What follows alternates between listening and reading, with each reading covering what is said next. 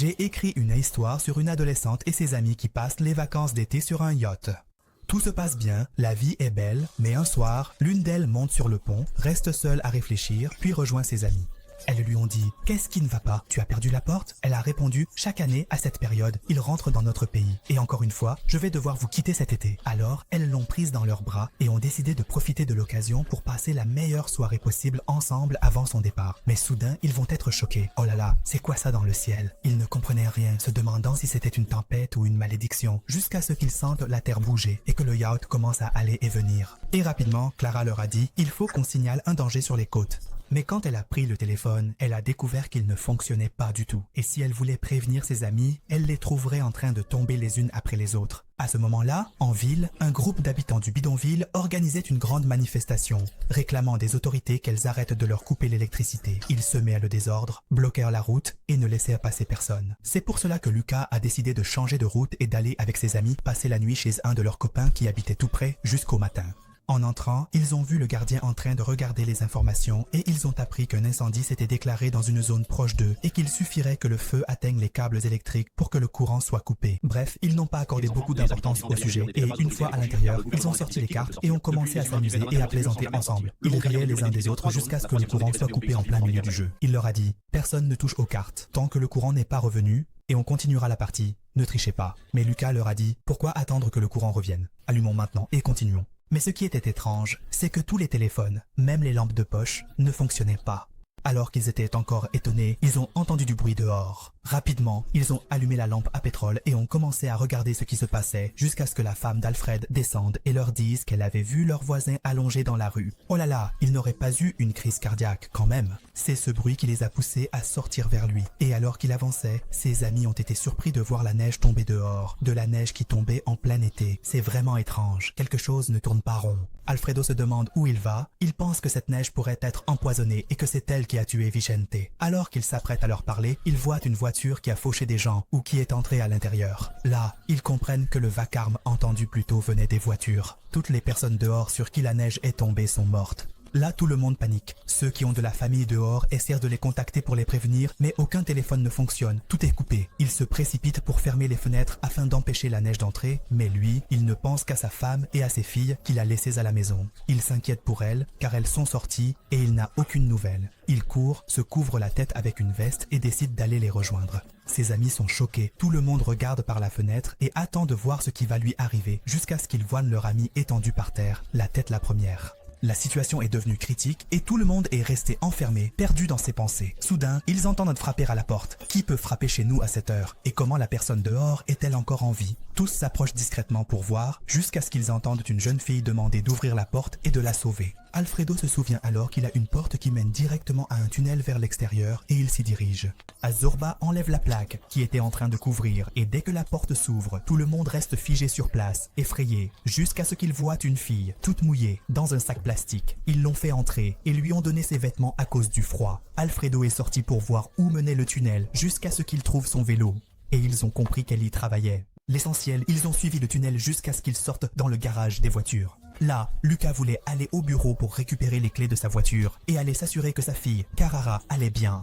Mais Alfredo lui a dit « Tu es fou ou quoi? Tu vas sortir comme ça ?» La fille qui était ici avait la tête couverte d'un sac en plastique. Et là, Omar est intervenu et leur a dit « C'est simple, on va pousser cette voiture et sauter à la bibliothèque par la fenêtre sans sortir dans la neige. » De l'autre côté, leur ami demandait à cette fille ce qu'elle faisait dans ce tunnel. Et elle lui répondait qu'elle réparait son vélo parce qu'un clou s'était planté dans la roue. Il lui dit « Comment ça se fait? Il n'y avait rien et tu étais dehors. » Elle lui répondit « Parce que c'est quand il a commencé à neiger. » À ce moment-là, elle était dans le tunnel pour réparer le vélo. Lucas et son ami allaient pousser la voiture près du bureau, puis entrer chercher les chaînes. Lucas prenait le risque. Il a sorti l'échelle pour marcher sur la neige, s'est enveloppé dans un sac plastique, a sauté par la fenêtre et une fois dedans, il a cherché les chaînes de la voiture, puis est revenu. Là, Alfredo lui a dit « Regarde, quand la neige tombe, sa couleur change et cela signifie qu'elle perd sa force. » À ce moment-là, Lucas s'est emballé et s'est précipité vers sa voiture pour chercher sa fille. Mais malheureusement, elle n'a pas voulu démarrer. Ils ont été choqués de découvrir qu'aucune des voitures ne fonctionnait plus. C'est alors qu'Alfredo a senti qu'il se passait quelque chose d'étrange. Il est rentré, a sorti ses livres et a essayé de comprendre ce qui se passait. Il a compris que tout cela était dû à l'inversion des champs magnétiques de la Terre. C'est pourquoi plus rien ne marchait, ni lumière, ni réseau, ni téléphone, ni voiture. Comme s'ils étaient revenus à l'époque ancienne. Pendant qu'ils parlaient, ils ont vu quelqu'un dans la maison d'en face, près de la lampe. Ils lui ont fait signe et ont essayé de lui indiquer de ne pas ouvrir la fenêtre, mais il leur a répondu « Hein? Je n'entends rien. Attendez que j'ouvre la fenêtre. » Et alors qu'il allait l'ouvrir, sa femme est venue voir ce qu'il faisait. Elle s'est aussi allongée à côté de lui. Et il est parti avec elle, tous les deux ensemble. À ce moment-là, Lucas s'est rappelé que sa fille Clara se réveille tôt et va au club. Et qu'il devait absolument aller la chercher avant le lever du soleil. Alors qu'il s'apprêtait à sortir, Alfredo l'a arrêté et lui a dit « Attends, on va te fabriquer une tenue pour que tu puisses sortir. » Ils ont commencé à enfiler plusieurs couches de vêtements et à se couvrir de plastique. La femme d'Alfredo lui a dit « J'ai l'impression de préparer ma propre potence de mes mains. » Alfredo a ensuite apporté un masque datant de l'époque coloniale et lui a demandé « Alors, comment tu te sens? Tu respires bien au moins ?» Il a répondu « Oui, grâce à Dieu, je sens que je peux sortir. L'essentiel, c'est que j'aille d'abord sauver ma fille. » Mais avant qu'il ne sorte, Omar l'a arrêté avec une arme et dit « On était une famille dehors. » Puis Alfredo l'a attrapé et dit « D'abord, l'arme est vide. Ensuite, quand il viendra, on trouvera une solution pour sortir tous d'ici. Et si tu as autant de courage que lui, sors, risque ta vie et essaie ce masque pour voir s'il fonctionne ou si tu vas mourir de froid. » Et là, le moment décisif arrive. Tout le monde surveille Lucas et observe ce qui va lui arriver dehors. Dès qu'il est sorti, ils se sont exclamés « Oh, il est encore en vie. Le plan a réussi. » Et tous ses amis le regardent, heureux d'avoir enfin trouvé un moyen de se protéger du froid. Mais après ces deux étapes, il va découvrir que son ami, celui qui est mort hier, est toujours dans la maison. La nuit, il a décidé de sauver sa fille avant qu'il ne soit trop tard. En chemin, il avançait la bouche ouverte. Tout était dévasté. Les voitures étaient empilées. Les gens gisaient dans la neige, tous morts et gelés. Et lui seul marchait au milieu d'eux, comme si c'était la fin du monde. De l'autre côté, la femme d'Alfredo s'est seulement réveillée et a trouvé tout le monde encore endormi, sauf son mari qui montait la garde. Elle s'est levée pour préparer du thé, mais alors qu'il allait la rejoindre en courant, il s'est arrêté, pensant que cette eau aussi pourrait être contaminée. Et cela signifie que nous devons boire uniquement de l'eau en bouteille et économiser la nourriture que nous avons. Quant à Omar, il n'avait qu'une seule chose en tête depuis le jour où la fille nommée Inga est arrivée. Il voulait seulement se rapprocher d'elle. Et aujourd'hui, il a eu l'occasion et ils ont commencé à faire connaissance. Il était évident qu'il commençait à tomber amoureux d'elle. Avec elle, ils vont voir un certain Bani qui est parti en vitesse chez Alfredo pour lui dire. Et ce dernier lui répond de faire attention à eux, car s'ils s'unissent tous les deux, ils pourraient nous tuer pour la nourriture. À ce moment-là, Lucas était presque arrivé chez son ex-femme. Mais sur la route, il tombe sur un train arrêté, avec tout le monde mort à côté. En cherchant, il découvre qu'il y a encore des gens vivants, mais ils ne peuvent pas sortir de là. Et une fille est montée dans le bus et a écrit à Lucas pour qu'il les aide. Mais ses amis ont cru qu'il travaillait avec les pompiers et ont commencé à lui demander où était son équipe. Mais il les a choqués en leur disant qu'il était le seul dans cette zone et qu'il ne savait pas comment les faire sortir car il n'avait pas beaucoup de masques. Il leur a donné une bouteille d'eau et leur a dit qu'il allait essayer de chercher de l'aide pour eux et qu'il reviendrait. Il les a laissés là, mais ils ne se sentaient pas bien parce qu'ils allaient mourir de froid et qu'ils n'avaient rien pour les aider. Et dans la maison d'Alfredo, Omar a pris sa place et a commencé à cuisiner pour eux, disant qu'il avait travaillé dans un restaurant en Amérique et tout le monde a commencé à lui faire confiance. Inga, dès qu'elle a vu une arme, s'est directement mise à l'essayer pour voir si elle fonctionnait, jusqu'à ce qu'Alfredo arrive et remarque qu'elle s'y connaissait très bien en armes, car elle avait travaillé dans l'armée avant de partir en Argentine. Ainsi, il est resté méfiant envers elle. Mais elle n'a pas supporté ses regards et a compris qu'il n'était pas à l'aise avec elle. Elle décide alors de partir. Mais la femme d'Alfredo ne l'a pas laissé sortir, car son destin était déjà scellé et il serait responsable de sa mort si elle partait. Elle a aussi dit qu'Alfredo allait sortir au centre de la zone de tir pour leur ramener beaucoup de masques afin que tout le monde puisse sortir. C'est là qu'ils vont apprendre qu'Alfredo, la nuit dernière, a réussi à fabriquer un masque avec des outils domestiques pour pouvoir sortir et il lui a demandé de lui prêter son vélo pour qu'il puisse revenir rapidement. Et là, il voit que la dynamo du vélo fonctionne encore. Mais comment? Tous les appareils électroniques ont été endommagés par l'eau et celui-là marche toujours. Rapidement, il prend une vieille batterie et essaie de faire fonctionner une vieille machine à musique et elle se met à marcher. Tout le monde reste bouche bée et là, ils vont être choqués et vont se rendre compte que tout ce qui a été fabriqué il y a très longtemps fonctionne encore et n'a pas été affecté par ce phénomène. Quant à Lucas, dès qu'il arrive chez son ex-femme, il trouve ce qu'il cherchait dans les tiroirs et se rend compte que quelque chose ne va pas. En montant, il voit les voisins défoncer les portes pour voler de l'eau et de la nourriture, comprenant que tout le monde va devenir fou une fois les provisions épuisées. Lorsqu'il entre dans la maison, il ne trouve pas sa fille et découvre quelqu'un en train de voler à l'intérieur. Alors qu'il s'en prend à lui, tous les voisins arrivent, voulant savoir comment il a pu sortir dehors sans que rien ne lui arrive. C'est alors que son ex-femme arrive à la fin de la discussion et referme la porte sur eux. Elle savait que s'il découvrait le secret, il ne le laisserait pas sortir tant qu'il ne lui aurait pas pris le masque. Mais le plus gros problème, c'est que leur fille n'est pas là et doivent la retrouver. Ils la cherchent partout.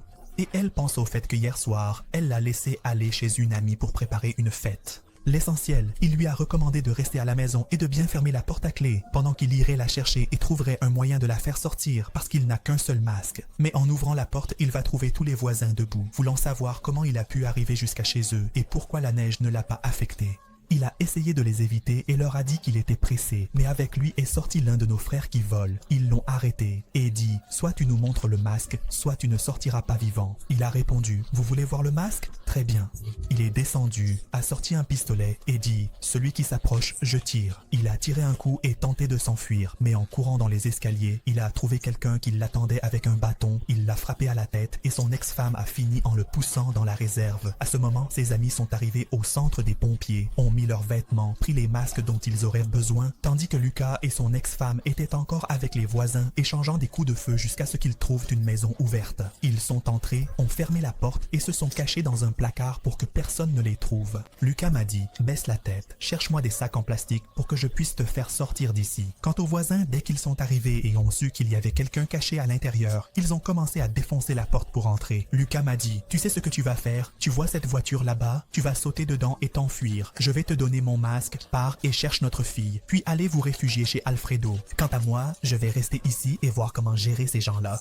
C'est exactement ce qui s'est passé. Notre sœur a ouvert la fenêtre, a vérifié la neige, puis elle a sauté. Les voisins ont su que Lucas avait fini ses balles. Alors, ils ont commencé à défoncer la porte. En entrant, ils l'ont trouvé avec un sac plastique, une table. Ils lui ont demandé « Tu veux te défendre avec ça ?» Puis ils ont vu la fenêtre brisée et tout le monde a fui à cause de la neige. Lui, il a mis un sac plastique sur sa tête et s'est jeté par la fenêtre. Il a retenu sa respiration aussi longtemps que possible, mais à cause du choc, il a commencé à suffoquer et a perdu connaissance. Et là, il a commencé à rêver d'un rêve étrange, jusqu'à ce qu'il ouvre les yeux et se retrouve dans une voiture, entouré de beaucoup de gens masqués qui, avec lui, vont enlever leur masque. Il va voir son ami Alfredo, son ex-femme, et il a compris qu'il l'avait libéré sur la route et qu'ils étaient venus en vitesse pour le sauver. Il demande alors à Alfredo comment cette voiture fonctionne, et il lui répond que toutes les vieilles choses marchent encore. Alors qu'ils roulent sur la route, ils aperçoivent une lumière dans le ciel sans savoir de quoi il s'agit. Une fois arrivés à la maison, ils essaient de faire fonctionner la radio pour voir s'ils peuvent communiquer avec quelqu'un, mais personne ne leur répond. C'est là qu'ils commencent à ressentir le danger, car ils ne savent pas ce qui se passe dans la maison de l'ex-femme de Lucas. Ils ont compris que des gens pourraient les attaquer pour leur prendre les masques, les armes et la nourriture, et qu'ils devaient donc se préparer, ou bien fuir cette ville. Mais Alfredo leur a dit « Moi, je ne quitterai pas ma maison, je vais rester ici, même si je sais que la situation est critique, et je me battrai contre eux. » Bref, Lucas lui a dit « Ce n'est pas grave, donne-moi la voiture pour que je puisse chercher ma fille. » Mais Alfredo a refusé. « La voiture reste ici, nous sommes la priorité. » Omar s'est levé. « On avait convenu que tu nous donnerais la voiture pour qu'on cherche nos familles. » Alfredo a répondu « Si cet accord avait été conclu avant qu'on sache que les gens ont changé et se battent pour rien, là, attendez, on voit quelqu'un avec un casque qui vient vers nous. » Et là, la tension de la guerre a commencé avec le premier coup. Ils allaient descendre vers lui et lever leurs armes contre lui, mais il a enlevé son casque. Ils connaissent leurs anciens voisins et ils leur ont dit qu'il vit avec leurs anciens voisins et qu'ils l'ont vu hier partir en voiture. C'est pour ça qu'ils ont pensé lui demander de prêter une voiture pour aller chercher à manger et la lui rendre. Mais Alfredo, il avait une faim de loup. Il a dit que la voiture était vide de gasoil et qu'en plus, toute voiture de l'ancien modèle fonctionne encore. Ils ont cherché une voiture dans la rue, mais elles étaient toutes prises par les consommateurs. Et s'ils continuent à parler, ils vont découvrir que quelqu'un leur a volé la voiture et s'est enfui pour chercher sa famille. Sur la route, il va voir les mêmes choses qu'ils ont vues dans le ciel. Et il ne va pas faire attention jusqu'à ce qu'il trouve un monstre caché derrière un garage. Quant à Lucaso et son ex-femme, ils ont décidé de partir à pied pour chercher une voiture sur la route. Et s'ils montent dans une voiture, qu'ils trouvent en marche, ils vont apercevoir des gens dans un vieux camion en train de voler. Rapidement, ils se sont cachés pour ne pas se faire prendre leur masque. À ce moment-là, un gang est entré dans un supermarché et a commencé à casser tout ce qui leur plaisait en volant. Et Alfredo les observait depuis la réserve, comprenant que le danger approchait. Il a compris qu'il ne restait plus rien et que sa maison était désormais en danger. Quant à Lugasso et son ex-femme, ils sont arrivés à l'école de Clara et ont essayé de chercher le dossier de son amie. Tout ça pour savoir où elle habitait afin qu'ils puissent aller la chercher avec leur fille. Elle lui dit de chercher une voiture pendant qu'elle fouille. La pédale. À ce moment-là, elle est arrivée et leur a raconté tout ce qu'elle avait vu dehors en leur disant qu'elle avait entendu des bruits étranges et que leurs voisins n'étaient pas là. Alors Alfredo lui a donné un pistolet et lui a dit de se préparer à la guerre. Puis il est sorti avec Juan pour chercher de la nourriture. Quant à Lucas, alors qu'il marchait, il a trouvé un policier allongé par terre, seul. Par chance, il a trouvé une arme de l'ancien modèle qui a rapidement fonctionné et il ne lui restait plus qu'à retrouver sa fille. À ce moment-là, son ex-femme fouillait dans la pédale quand elle a entendu du bruit. Elle a suivi ce son jusqu'à ce qu'elle découvre qu'il venait d'un coffre-fort. Et quand elle va l'ouvrir, elle va aussi libérer Izzy. C'est là qu'il apprend d'elle que quelqu'un avait enfermé son ami à l'intérieur pour plaisanter. Mais quand la neige est tombée, il est resté coincé dedans. Bref, ils lui ont ouvert la porte et expliqué la situation pour qu'il ne sorte pas et ne meure pas. Mais au début, il ne les croit pas jusqu'à ce qu'il voit tous ses amis étendus dehors. Ensuite, il leur demande de l'accompagner chez lui pour vérifier que ses parents vont bien. Ils acceptent s'il leur montre où est partie leur fille, mais ils ne la connaissaient pas. Heureusement, en voyant son ami, il a su où elle habitait et a décidé de les aider. Quant à Alfredo, lui et son ami ont décidé d'aller d'abord du côté de la caserne des pompiers pour prendre des armes, afin de se protéger de ce gang. Mais en arrivant chez leurs anciens voisins, ils ont découvert que toutes les armes avaient été volées. Ils ont alors décidé de bloquer toutes les entrées et sorties du quartier pour se protéger. Et cela parce que les habitants du quartier ont formé un gang et ont commencé à attaquer les quartiers huppés pour les voler. À ce moment-là, l'ex-femme de Lucaso est arrivée à la maison du Chinois qu'ils ont trouvé cachée dans le placard. Là, ils ont été choqués de découvrir que toute sa famille était morte. L'essentiel, c'est qu'ils ont cherché leur fille, mais heureusement, ils ne l'ont pas trouvée avec eux, ce qui leur a donné l'espoir qu'elle pourrait encore être en vie. Mais quand l'enfant chinois est entré et a vu toute sa famille morte, il n'a pas pu supporter et s'est effondré en criant. Et quand ils sont montés dans la voiture, ils ont remarqué qu'il avait de la fièvre. C'est pour ça qu'ils se sont arrêtés à la pharmacie pour lui trouver des médicaments. Pendant qu'ils cherchaient, ils ont entendu frapper. Une pauvre fille enceinte était en train d'accoucher. L'ex-femme de Lucas a eu pitié d'elle et a essayé de l'aider, lui a ouvert la porte et lui a dit « Calme-toi, je suis médecin, je vais t'examiner. » Quand elle s'est approchée d'eux, elle n'a pas pu s'empêcher de rire et son complice est apparu derrière, brandissant une arme et leur disant « Sortez les clés de la voiture et donnez-les-nous. » Il lui a dit « Donne-moi ta montre » et elle la lui a remise avec hésitation. Puis elle a dit « Sors les bijoux ». Ensuite, ils les ont fait entrer dans la salle de bain et fermer la porte. À ce moment, l'enfant chinois était caché dans une pièce et ils ne l'ont pas vu. Quand la bande est partie, il est sorti, a ouvert la porte et les a libérés. Alfredo essayait de faire fonctionner la radio pour communiquer avec quelqu'un au Brésil. Il est monté sur le toit, a cherché des fréquences qui marchaient, mais la boussole n'indiquait pas une direction précise. Il a compris que la situation était impossible et qu'il serait très difficile de sortir de cette région. Quant à Lucas et son ex-femme, la chinoise, ils continuaient à marcher en cherchant une voiture sur la route. Un peu plus loin, ils sont tombés sur une famille qui transportait toutes ses affaires et qui voulait émigrer. Et là, Lucas a eu des vues sur la voiture et a essayé de la leur voler, mais sa conscience l'a rattrapé et il a changé d'avis à la dernière seconde. Sur le chemin du retour, ils sont passés à côté de cet abri où ils avaient trouvé des gens encore vivants.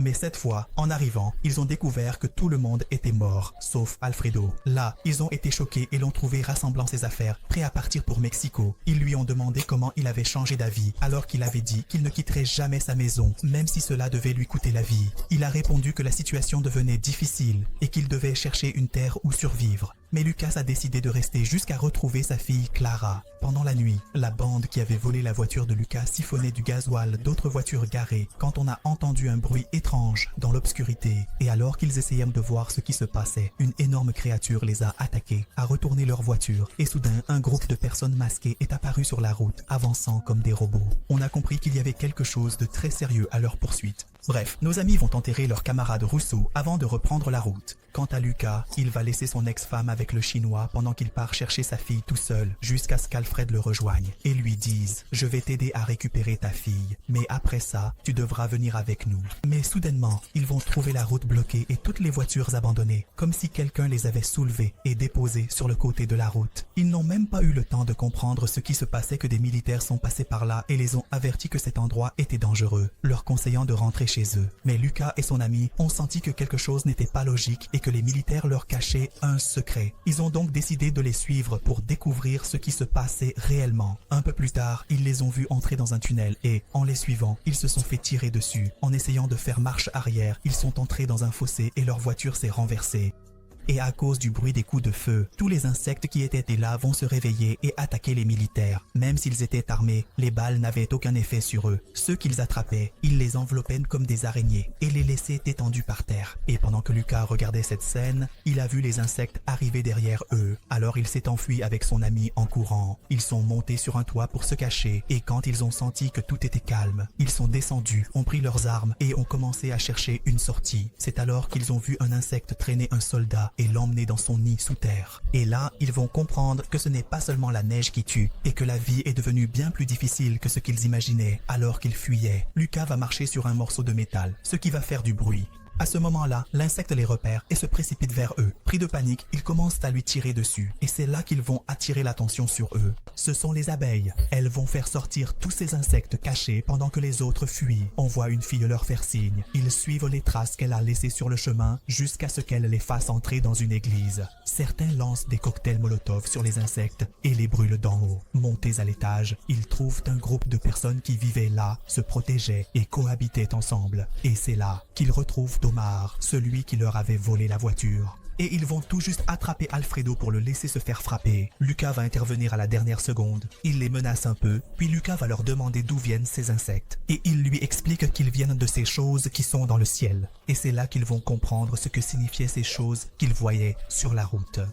Et là, ils décident d'aller dans le quartier d'Alfredo parce que les insectes n'y sont pas encore arrivés et qu'ils pourraient y vivre en sécurité. Mais il leur fallait creuser un tunnel que le gouvernement avait fermé pour pouvoir passer de l'autre côté. Pendant qu'ils creusaient, les insectes vont les entendre et vont immédiatement les attaquer. Tous vont s'enfuir dans le tunnel, sauf Lucas et deux autres qui restent coincés dans un bus. Mais ils vont retenir leur souffle et se cacher pendant que les insectes les cherchent. En s'approchant, ils entendaient la cloche de l'église et tous étaient émerveillés par le son. C'est là qu'ils comprennent qu'une femme et son mari sont restés coincés dans l'église parce qu'ils étaient âgés et ne pouvaient pas partir avec les autres. C'est pour cela qu'ils ont décidé de faire quelque chose d'utile dans les derniers jours de leur vie. Il va inonder toute l'église sans hésiter, même quand les insectes les ont attaqués. Ensuite, ils mettent le feu à tout. Quant aux autres, ils trouvent une voiture dans cette case qui fonctionne encore. Mais dès qu'ils la descendent, ils entendent un bruit et les insectes les attaquent. Et par Dieu, rien ne s'est passé. Une voiture est sortie et ils ont continué à courir, les frappant avec des bâtons jusqu'à ce qu'ils s'échappent au dernier moment. À ce moment-là, Lucas ferme les yeux et commence à se rêver avec l'armée, en train de combattre des créatures étranges. Et quand il rouvre les yeux, il se retrouve devant la maison d'Alfredo. Et dès qu'il descend, il voit les voisins les observer depuis les toits, tous armés et surveillant le quartier. Mais la surprise, c'est quand il est entré, il a éteint le Malignan au dernier moment, 023 Raw, et compris qu'elle aussi les cherchait, les avait trouvés et tués. Il s'est souvenu qu'il jouait aux cartes avec ses amis chaque vendredi, c'est pour ça qu'elle avait décidé de le chercher ici, dans la maison d'Alfredo. À peine monté dans la chambre, tout le monde a commencé à demander s'il y avait vraiment des insectes. C'est alors qu'Omar leur a dit « Faites-moi confiance, il faut qu'on quitte cette zone ». Mais ils n'avaient nulle part où aller, jusqu'à ce que les voisins d'Alfredo apparaissent, négocient avec eux et leur demandent de leur donner sa maison. Et cela parce qu'il y avait ce tunnel où ils pouvaient se cacher et en échange, ils lui donneraient une grande voiture pour les transporter tous. Après avoir réfléchi, il a accepté. Mais quand ils lui ont apporté la voiture, il a été choqué de découvrir que c'était une caravane et ils ont pu voyager où ils voulaient. L'essentiel, c'est qu'ils vont tous monter à bord et prendre la route. Et le français aussi. La carte indiquait une route différente et ils en ont profité. Mais quand ils sont arrivés là-bas, ils n'ont rien trouvé de bon pour pouvoir voyager et toutes les routes étaient coupées. Ils n'ont pas prêté attention. Sauf à un carrefour qui était proche d'eux. Quand ils sont entrés, il y avait beaucoup de monde, des gens qui vivaient là-bas une vie heureuse. La nourriture était disponible et tout le monde faisait la fête la nuit, essayant d'oublier les problèmes qu'ils vivaient. Bref, la nuit est passée et le matin, ils se sont réveillés avec un bruit étrange. Tout le monde est sorti dehors pour voir ce que c'était. Et moi, j'étais choqué, j'ai vu que la neige s'était enfin arrêtée. Sa masse est passée et il peut sortir sans masque. Tout le monde était figé, ému. Mais toi, tu fais partie de ceux qui prétendent vouloir sortir les premiers. Jusqu'à ce que tu vois ce petit enfant chinois, dehors, tout perdu. Et là, tout le monde commence à sortir. Tout le monde est content. Jusqu'à ce qu'ils aperçoivent 3 personnes armées qui commencent à les attaquer et chacun se met à fuir. À ce moment-là, Lucas et ses amis trouvent leurs armes et sortent pour se battre avec eux. Après un long moment de combat, ils finissent par tous les éliminer sans même savoir qui ils étaient ni pourquoi ils se battaient contre eux. C'est alors qu'on voit l'un d'eux entrer dans une cabane pleine d'insectes et on comprend que quelque chose reste encore caché. L'important à ce moment-là, c'est que les soldats arrivent et les invitent tous à la caserne. et il commence à les recruter et à leur apprendre à utiliser les armes pour qu'ils puissent combattre ces insectes. Et après cela, les soldats décident d'arriver à la caserne de Rizzo pour apprendre à tous les gens à venir à cette caserne et à porter leur tête. Et le seul ingénieur qui s'appelait Alfredo, c'est pourquoi ses amis ont commencé à essayer de le convaincre de les aider. Et il leur dit d'une manière brisée, et ils lui disent pourquoi. Ils vont monter dans le train et défoncer cette barrière, car tout le monde va s'armer et embarquer dans le train pour commencer le voyage. Dès qu'ils arrivent à la barrière des voitures qui tournent autour des insectes, ils foncent dedans à toute vitesse et dégagent la route. Ce fut leur première victoire, mais ensuite ils découvrent que la voie ferrée est détruite et ils sont obligés de continuer à pied. Dès qu'ils atteignent la station de ravitaillement, ils sont tous envahis par un sentiment étrange, d'abord à cause du silence pesant qui règne partout. Où sont les insectes? Ils comprendront alors que ce n'est qu'un calme avant la tempête. Bientôt, ils trouveront un avion écrasé. Et en y entrant, ils découvriront 2 missiles et une carte indiquant que des soldats du Pérou avaient l'intention de disperser la foule depuis la campagne de la plaine. En sortant, ils apercevront une forme étrange qui les observe. Et en avançant, ils verront de nombreuses personnes les regarder. C'est alors qu'Alfredo demande aux soldats d'enregistrer un discours et de le diffuser à la radio pour que tout le monde l'entende et prenne conscience de la situation. Effectivement, la nuit venue, la nouvelle se répandra dans le... Mais ce qu'ils n'ont pas demandé, c'est que lors de la mission, ils verront une lumière bleue sortir des enclos de la plaine de Rivelle. Nalokas a demandé au sergent de les laisser enquêter, mais il craignait pour la sécurité des soldats. Il leur a dit que la première patrouille envoyée depuis l'avion n'était pas revenue. Lorsqu'ils se sont rassemblés, ils apprendront que cette patrouille est finalement revenue, ce qui les a rendus suspicieux du sergent. Pourquoi leur avait-il menti et ne les avait-il pas laissé voir ce qui se passait dans les enclos? Bref, ressentant le besoin de se détendre après une période de tension, ils décident de changer d'air et de quitter l'endroit où ils se trouvaient. Ils entrent alors dans la maison, cherchant un peu de calme, et s'installent autour d'une table pour jouer tranquillement aux cartes, espérant se distraire et oublier leurs soucis. Soudain, quelque chose d'étrange et d'inattendu se produit dans la série, ce qui les surprend. Immédiatement, l'un d'eux commence à s'inquiéter et, dans un élan de reconnaissance, remercie Dieu pour sa protection. Ils n'ont pas eu le temps de réagir que des gens les attaquent. C'est là qu'ils comprennent qu'on leur a vraiment tendu un piège, que ce dont ils parlaient était vrai. Ils décident alors de s'enfuir rapidement avant qu'il ne soit trop tard. En partant dans un couloir, ils voient un de leurs amis en train de chercher quelque chose. Ils sauront qu'il n'a pas de richesse et qu'il ne connaît même pas ceux qui le suivent. Et même si on me payait pour m'enfuir avec eux, il serait devenu comme eux ou il les aurait suivis et les aurait vendus. Tes yeux ne voient que la lumière. Il n'y a que cours après moi, je cours après toi et que le sort en décide. Il le criblera de balles et quand ils sortiront, ils trouveront leurs amis qui les attendent dans le feu et ils se seront enfuis à la dernière seconde. Et là, ils se rappellent que nominalement, Kimia est coincée là-bas. Lucas décidera de revenir pour elle. En même temps, je l'ai vu. Pourquoi ces personnes sont-elles sorties du stade? Mais lorsqu'ils sont arrivés là-bas, c'était comme si l'histoire était finie. Et ils ont vu ce grand groupe de personnes. Comme si quelque chose les contrôlait, tandis que d'autres apprenaient à frapper avec l'arme des insectes, ce qui les préoccupait, comme s'il n'y avait qu'un seul humain parmi eux. C'est alors qu'ils ont décidé d'aller sur le toit pour découvrir depuis le haut ce qui se passait réellement. Mais lorsqu'ils sont arrivés, au réseau interne, c'était ce rêve que j'avais toujours fait, et il se réalisait précisément avec le militaire qui l'accompagnait. Il lui a dit « Je sais ce qui se passe, j'ai déjà été ici et je vais te montrer mon plan. » Ils l'ont trouvé.